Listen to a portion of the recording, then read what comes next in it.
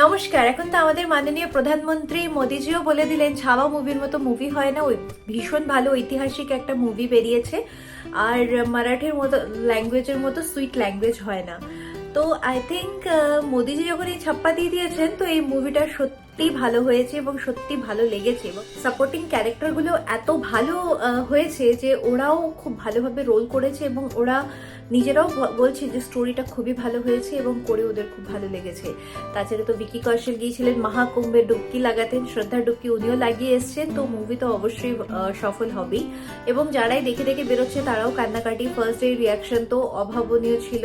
এরপরে আরো যত দিন যাবে আমার মনে হয় এটা পুষ্পা টুকে তো ছাড়িয়ে যাবেই যাবে।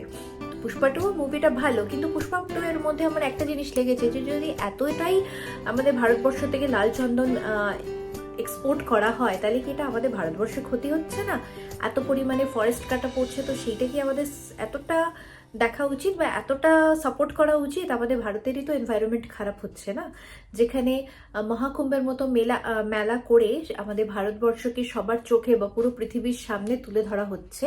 সেখানে আমার মনে হয় মুভির টপিকগুলো একটু বেছে বেছে নেওয়া উচিত বা একটু বেছে আমাদের দেখা উচিত। তো ছাওয়া মুভিটার অবশ্যই দেখা উচিত, এবং এরকম আমাদের বাংলাতেও যেন এরকম কিছু মুভি বেরোয়। তো এখন তো শুনছি কলকাতাতে চলচ্চিত্র সিনেমার ফেস্টিভ চলছে, তো আই থিঙ্ক সেখানেও সবাই গেছে, সবাই গিয়ে দেখছে। তো সেখানেও আমি কিছু দেখছিলাম ফ্রেঞ্চ মুভিজ খুব ভালো ট্রোল হচ্ছে বা খুব ভালোভাবে লোকজন নিচ্ছে ফ্রেঞ্চ মুভিজ দেখছে, এবং সেখানেও বেশ ইমোশনাল একটা কাজ করছে। তো কারা কারা গিয়েছেন এই কলকাতা সিনেমা হল বা চলচ্চিত্র মেলাতে, তো সেটা অবশ্যই জানাবেন।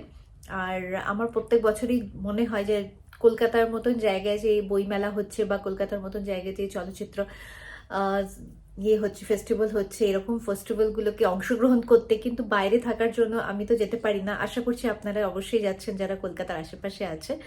তো অবশ্যই এনজয় করছেন, কমেন্ট বক্সে জানাবেন কেমন লাগছে সেগুলো। আজ এই অবধি, আবার নতুন ভিডিও নিয়ে আবার আসছি। ধন্যবাদ।